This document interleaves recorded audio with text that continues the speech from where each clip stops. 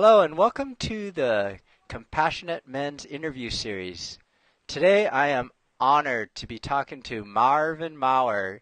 And Marvin, 30 years ago, was a teacher in a middle school teaching social studies, and he was struggling teaching a boring, lifeless curriculum. So he decided to add what he calls feeling words to his curriculum and created a feeling words curriculum that has now become the foundation and key components of the Yale Ruler Schools, which is the schools involved with emotional intelligence training. Thank you so much for joining us today, Mr. Maurer. I'm honored to be talking to you. Oh, I'm sorry. I was distracted momentarily. It is my pleasure to become involved in anything that speaks of the lack of humanity's inability to really think of their neighbor as the Bible would suggest. There is no real togetherness any longer in America. Oh, those are wise words, and that's exactly kind of what I'm trying to do in creating these interviews is I'm trying to bring back that humanity, that compassion, that connectedness, right? That seems to be lacking in the modern world, especially in men. And that is absolutely my feelings, right to the letter. Great. So that's why I'm honored to be interviewing you. So I wanted to ask you. So you are 84 years old. Is that correct, Mr. Maurer? Yes, it's a big number. So you were born in what, like 1930? Is that 1929? 1929, right during the Depression. So you were born That's right exactly right. right during the Depression. Absolutely. And Mark tells me that you were into music. Were you a musician? I was a musician from the age of I'd say about 15 up until 10 years ago. Oh wow! So what did you play? I was a trumpet player, singer, entertainer. I did a good deal of different activities for all those years, and for the first 40 of those years, it was exclusively music. And then I got involved in sharing my musical references with the educational community. Oh, great, great. So I'm curious, did you always find yourself to be an emotionally connected man, or was that something that you had to kind of reconnect yourself with? Because I know society, American society, Western society, often disconnects men with their emotions, and I find it fascinating that you grew up in a time when men were really disconnected with their emotions, right? Like the 30s, the 40s, the 50s, and Yes. yet you remained very emotionally intelligent. And I just want to know how you were able to do that. Well, I think that it certainly has a fair amount to do with one's genetic disposition, as a birth.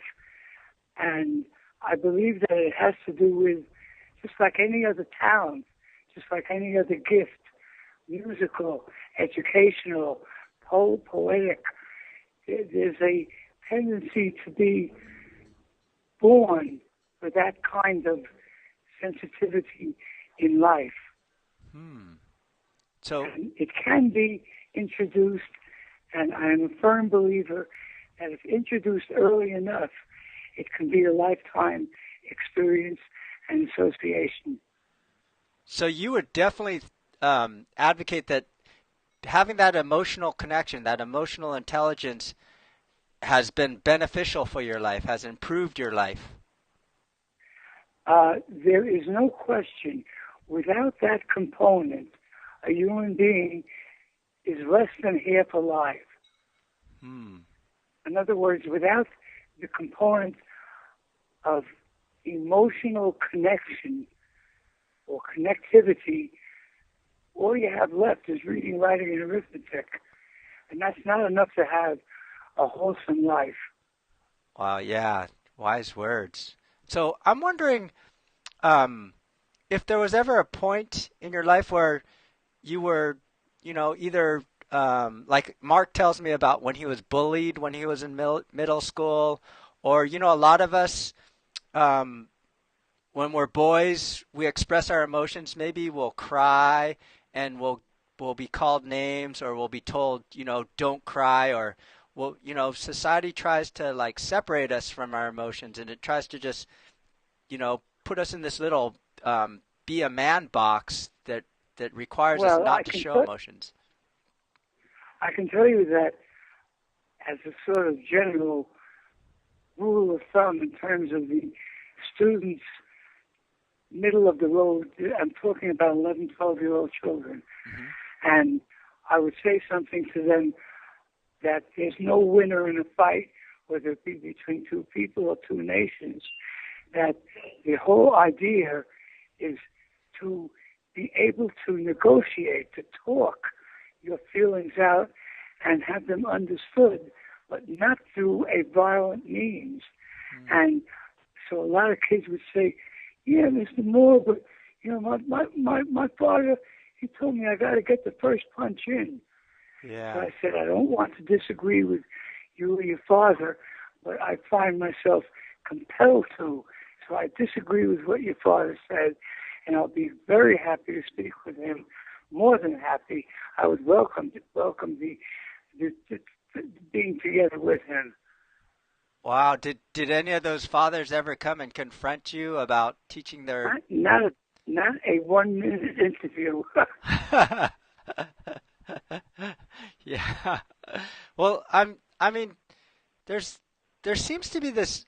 What I'm sensing in what you're talking about, Mr. Maurer, is there seems to be in you a desire for peace. Like it's not just about emotional intelligence; it's about peace in your relationships, and peace in the world. It seems to me that you have a higher, I guess, purpose or goal is that you want to bring this emotional intelligence to bring peace. Does that sound correct? Yes, it is. I would just add that when you talk about emotional intelligence, you're talking about a person who is in touch with his feelings at a high level. In other words, there's a majority of people in the world that are not in touch with their feelings. And that's all part of emotional intelligence, just like reading, writing, and arithmetic. You have to be in touch with it to do it well. And people are constantly buying things, homes, cars, marrying people, and within a short period of time, or sometimes longer, what happens is that they sort of say at a certain point, my God, how could I have done this? This isn't what I really want. Mm. And so my point, just to sum it up, is that emotional intelligence means to be intelligent about your emotions. And that can be taught. And I did this curriculum for 16 years. I know the children were greatly enhanced by the fact that they were able to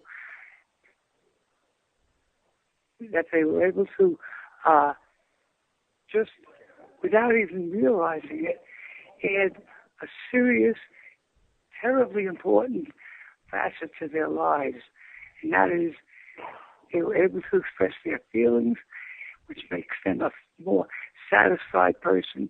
Mm. People will often say, I just don't have the words to express myself. Mm. And a lot of that has to do with the lack of emotional training. If a child is lucky and is born into a home where the parents or parent is emotionally well situated, then the child will more or less get into that and find himself or herself in good shape. But this isn't often the case. The case is often having to do with children who, unfortunately, especially in America, as of the last couple of decades, parents are not able to really practice parenting because they're worried about being able to eat, and Yeah. so we have a very serious problem from the standpoint of governmental uh, problems that have a great manifestation in the general public. Mm. Wow. Yeah. Do you find that when people and kids in the classroom, but also just people in general, when they become more emotionally intelligent, that they become more compassionate or more loving or more There is no question. As a matter of fact, I'll share this with you. I am, by usual standards, I would call myself uh, an atheist of sorts, but I'm not so sure about it. But my wife is sitting next to me now. We just got into the car because we have a big place that we have to get to. In any event, my religion now is self, uh, self. It just came about through living, and it's compassion, contribution, and integrity. Those are the three rules that I live by, and certainly compassion is a very extraordinarily important part of my life. so you would connect the compassion that you found with being emotionally intelligent, being connected to your feelings, and being having that emotional intelligence, that you would connect those two, compassion and emotional intelligence. There is no question that this is completely, it's as close as any two entities in life can be.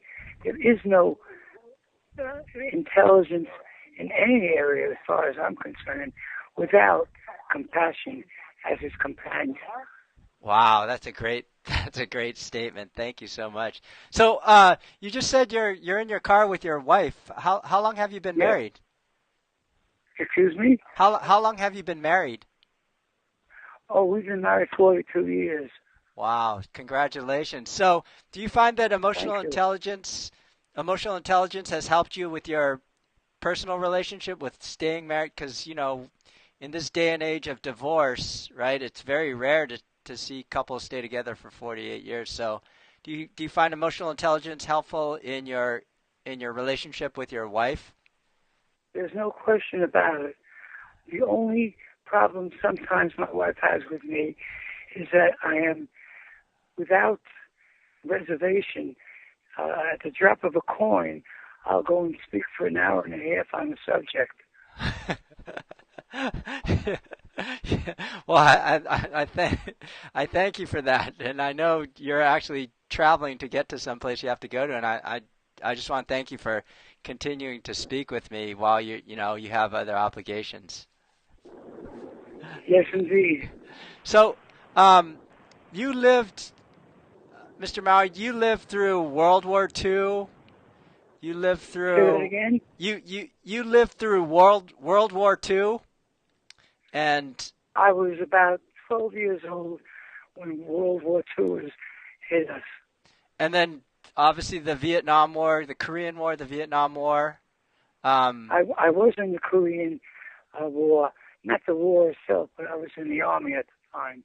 yeah, so you lived through a period of time in American history where there was a lot of us versus them mentality, right? Like the enemy, Ah, the evil empire, or you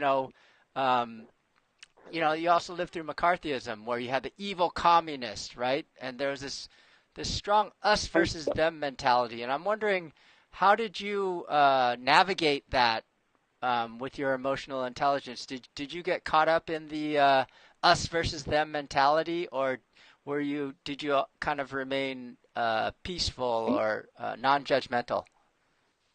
what happens with a person who is emotionally alive and well, they formulate different ideas that come out just like an artist's picture arrives on Earth.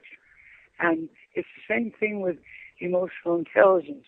Like I will make suddenly statements come out when I'm writing or when I'm talking to a person like you, such as that was the horn.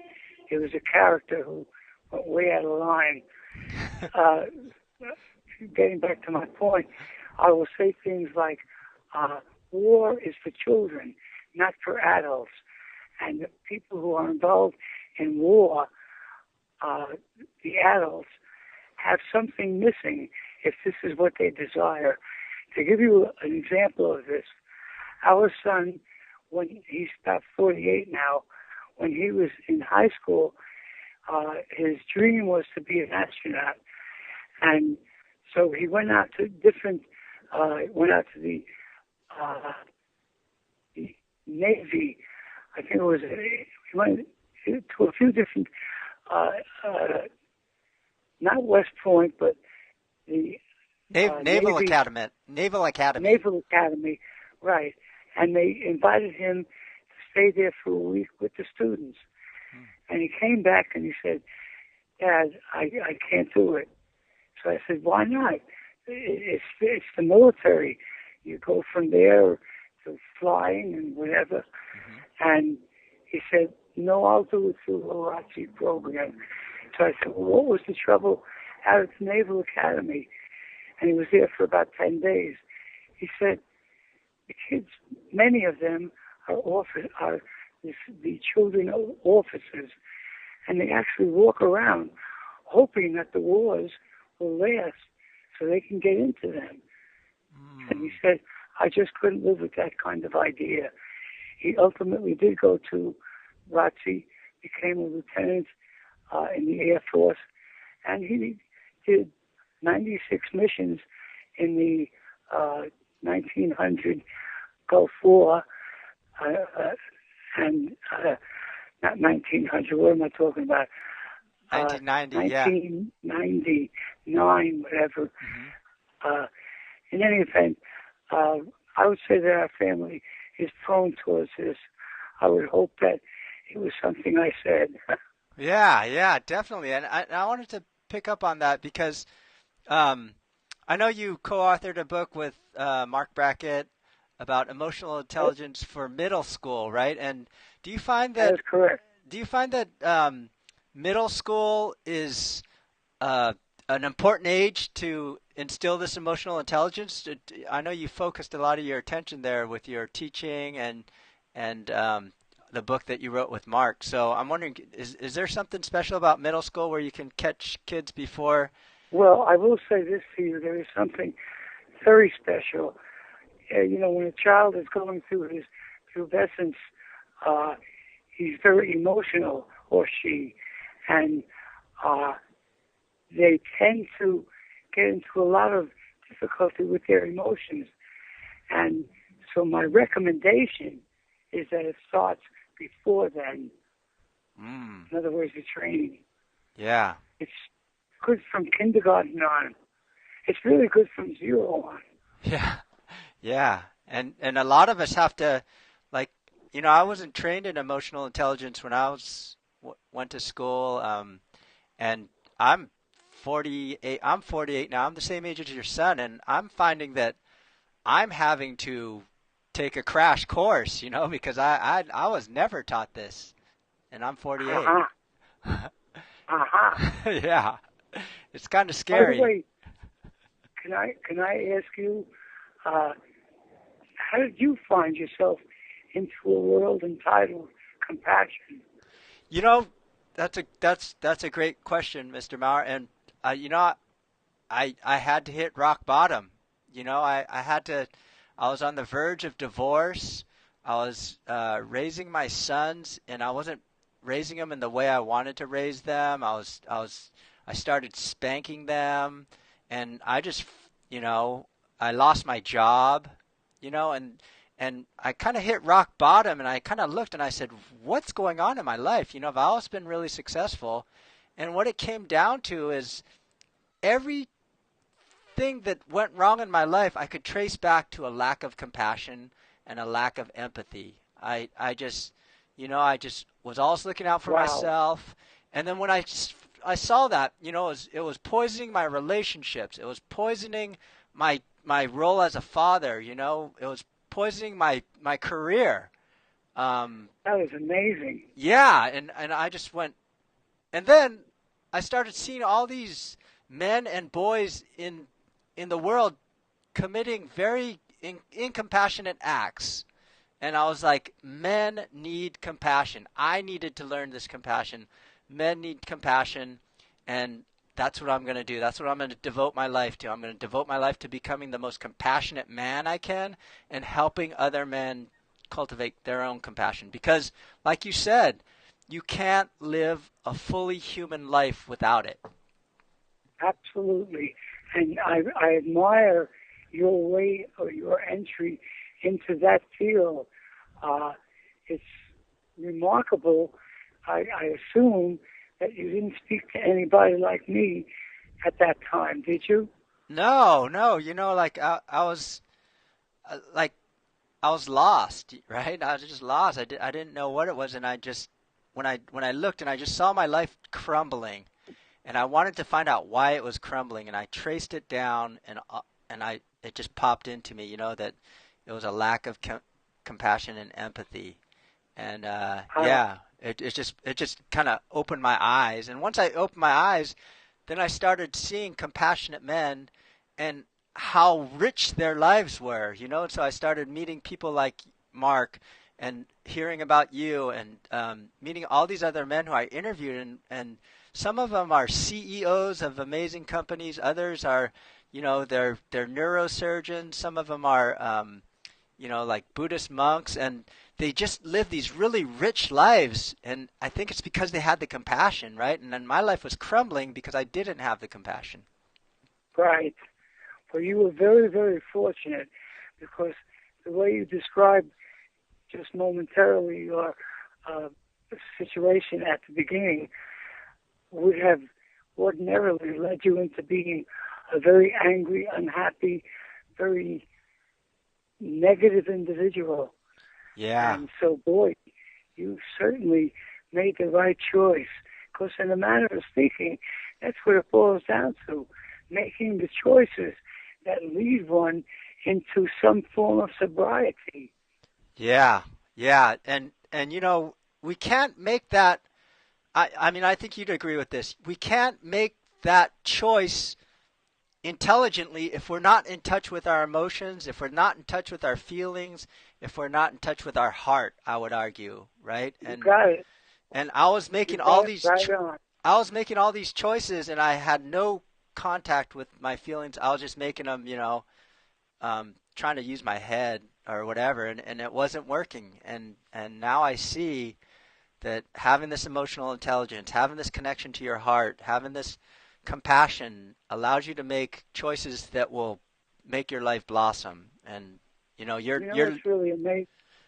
From an historic point of view, Aristotle, 2,300 years ago, said to teach to the mind and not the heart is no teaching at all. wow. And yet, all these thousands of years, we haven't really gone very far. Yeah, yeah, yeah. When I'm doing the research, Mr. Maurer, I'm doing the research. I'm finding that, like, obviously Jesus, right? Jesus says, you know, says love thy enemy. The Buddha is known as the compassionate one. Allah is known as the merciful one. And all those lessons are all there. They're throughout history. It's kind of like we just forget them in our pursuit for, like you said, money, fame, prestige, a new car. We just forget them. And it really has a devastating effect on our lives, I think. Well, I congratulate you for becoming the person you are today.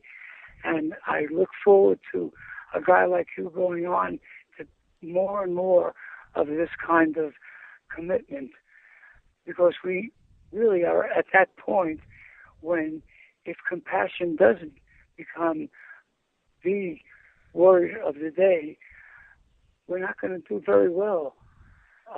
Things are not too well right now. Yeah. And there's only one answer, and that's the nature of humanity. Wow. And that nature has to be really very different than it is currently. Wow. Yeah. Well, wise words. Wise words, Mr. Maurer. And so, I wanted to ask you. I mean, obviously, you're a role model. You've been at this far longer than you know. There's a lot of people studying compassion now, and you've been doing this for your whole life. And I wanted to ask you. Mark was telling me like when you first started taking your feeling words curriculum around, you had the door slammed in your face a number of times, right? Like, Oh, wow. Yes. Yes, indeed. so how did you keep with all these doors being slammed in your face? How did you keep persevering and like pushing through this to make it possible for what Mark did and what we're all doing now? Well, I'll tell you, I stopped a few times, and the last time I stopped, Mark was the one that got me back in, and he was saying, like, he asked me questions, how was my writing doing? And I said, as a matter of fact, it's doing very well in the closet, in a cardboard box. And so he talked me into going back to it. And that was many, many years ago. Gosh, I don't remember when the heck it was. And so it was very difficult because, even today, like as an example, the other day I went to the doctor. And so in the course of discussion, I said, by the way, Dr. So-and-so, do you know what emotional intelligence means? And he says, no, I never heard of it. You're kidding. And I said, wow. And that's been happening with me more and more and more. To think of a professional man, a doctor, who is involved in the welfare of humanity, to not know and understand that emotions are far more important than the ability to read and write. And he didn't and doesn't. And so it's a big task we have. And it was all the way through. And I got many, many letters of not acceptance, but they admired my work. I'm a good writer, and I am so committed to this field that I do get a spark out of everybody. But they said, we're not ready. That was pretty much the answer. Humanity isn't ready to make such a severe change in our behavior. Wow. Yeah, I'm it's inspiring because I'm running across the same thing, right? I'm trying to cultivate compassion in men, but when I approach men and start talking to them about compassion, they kind of say the same thing. Yeah, that's fine, but I'm not ready for I don't need that right now, right? I've got Exactly. other things to worry. I got to worry about my mortgage. I got to worry about my kids' education. I got to worry about buying a new car, and they don't see compassion as something that they should start cultivating right now, right? And I agree. It's just not in it's not on the radar. One of the problems that I feel exists is back to what I said a little while ago, that the genetic dispositional factors don't seem to be, for many people, a disposition. And that doesn't stop me, because I believe we can do the job without this genetic factor, because I think it's that attractive once it's introduced at an early age to students who are not, like children of crazy people. At least they're reasonable, because we have in our work, the children have a parental component, I don't know if Mark mentioned that to you. Yeah. And so the parents are very involved Yeah. Yeah. because And they can hurt it. yeah, and what I love is from, just knowing what Mark does, that actually teaching the kids emotional intelligence, then they go home and they actually teach their parents emotional intelligence. So it's kind of like, like Mark says, we're teaching everybody with a face, right? And then the teachers learn it, then the administrators learn it, and it just Exactly. spreading. I think that's wonderful. Um, I know it seems like you've arrived at your destination, Mr. Mao, and I just wanted to ask you one last question. And I'm Hmm. wondering, like, what what you did or what you would tell your son, or how you would Well, raise your son to to value this emotional intelligence. And it sounds like you did a great job of that. And I'm wondering how you did that through the course of your son's life. uh, well, first and foremost, I loved him without qualifications. I was very lucky that I knew the difference of a statement like, John, be a good boy and get Daddy's pipe over there on the table. So if John doesn't feel like doing it, he's going to think he's a bad boy. Yeah. And I understood that kind of communication is must be brought out. People Wow. must be aware of that. I ran parenting groups and things like that, and they weren't aware. They didn't even know if I would present something like that and ask them a question. What's wrong with that? I just Wow. recently gave a lecture to mostly kids, but 3 parents, and 1 woman got it. The rest of it was about 25 people. No one understood until I told them. And then they said, oh, wow. And that's what emotional intelligence can be. When the person gets into that posture of, oh, wow. Yeah. And that can happen only through a disciple who's really got it in every pore of his person. I believe in this more than anything else. Wow. And I do believe that life cannot be purposeful, which is a big word.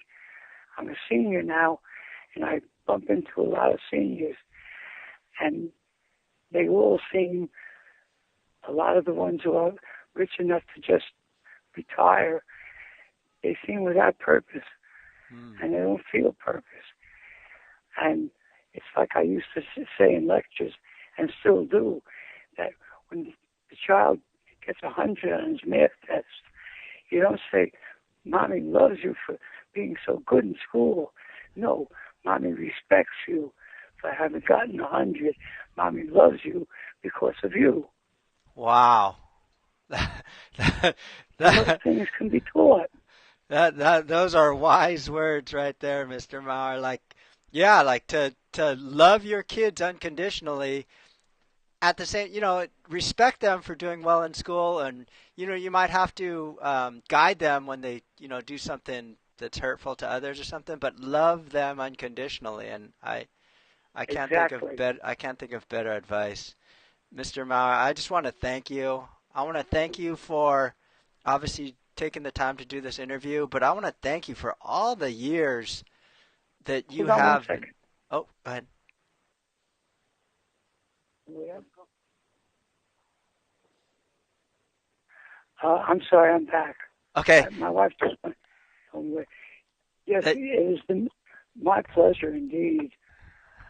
and Uh, Anybody who will listen to this story is somebody I want to be with. yeah, just thank you for being a vanguard in this, Mr. Maurer, and for persevering. I know there are many times where you got the door slammed in your face, and just thank you for keeping this alive, because I can promise you that Mark and I and a lot of other people, we're going to take that light that you lit, and we're going to help it grow. We're going to hopefully spread it around the world. So thank you so much for all you've done.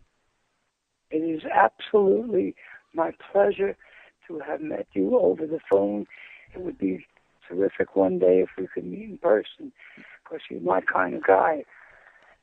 I am really very, very, you're the first man I met, and I've met many people that actually found his way into reality that is productive and beautiful on your own. That's wonderful. Thank you. And continue to share this. How old are your children?